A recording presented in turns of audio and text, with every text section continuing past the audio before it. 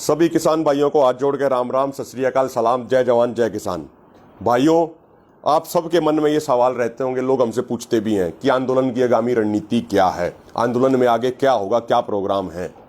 तो एक बड़ा कार्यक्रम संयुक्त किसान मोर्चा के नेताओं ने तय किया है और वो कार्यक्रम है 5 जून का। 5 जून की तारीख एक विशेष तारीख है क्योंकि 5 जून को ही पिछले साल ये 3 काले कानून हमारे ऊपर जबरदस्ती थोपे गए थे और 5 जून 1974 के दिन ही जेपी ने, जयप्रकाश नारायण ने संपूर्ण क्रांति का नारा दिया था।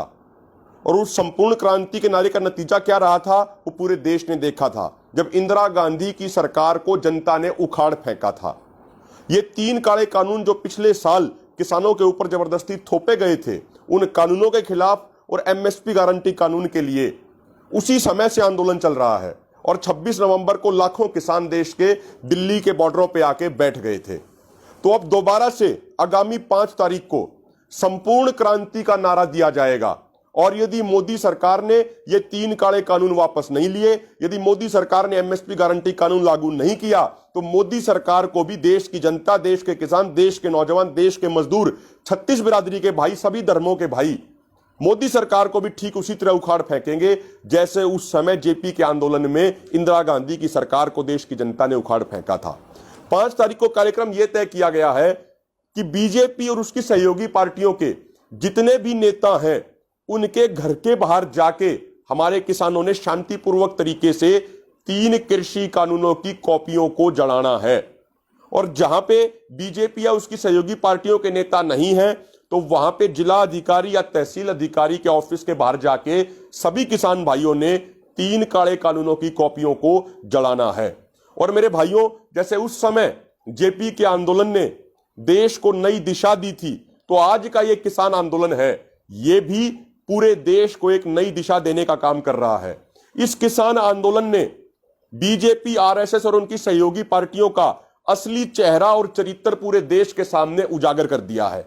ये इस किसान आंदोलन ने साबित कर दिया है कि मोदी सरकार किसान विरोधी है, नौजवान विरोधी है, मजदूर विरोधी है, दलित विरोधी है, भाईचारे विरोधी है और देश विरोधी है।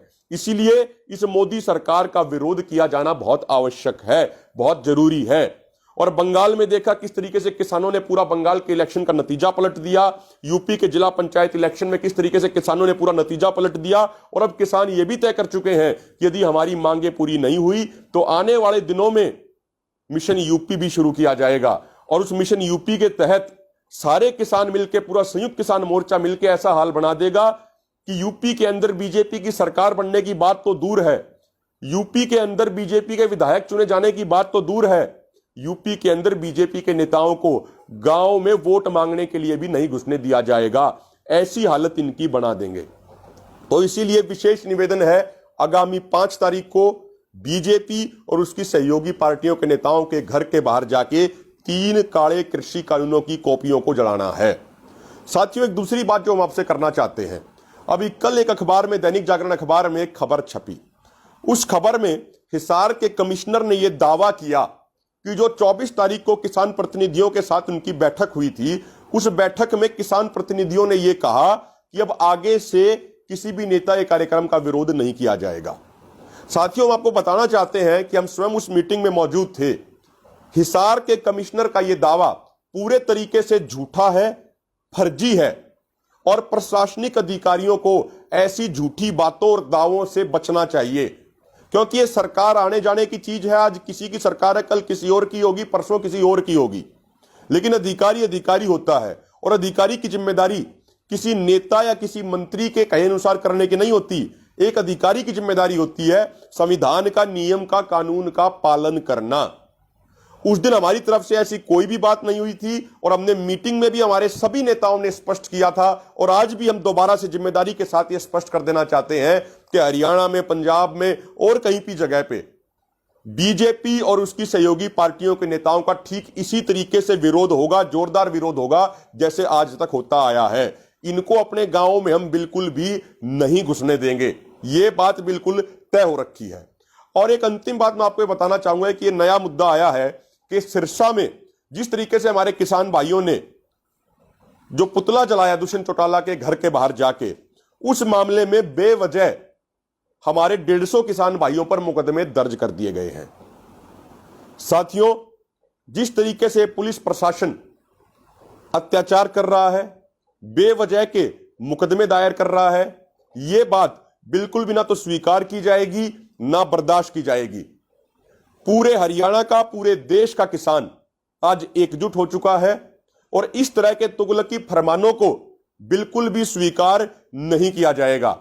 यदि प्रशासन यह सोचता है कि किसान केस लगाने से डर जाएंगे, तो किसान ना तो डरने वाले हैं, ना थमने वाले हैं, ना रुकने वाले, ना पीछे हटने वाले हैं।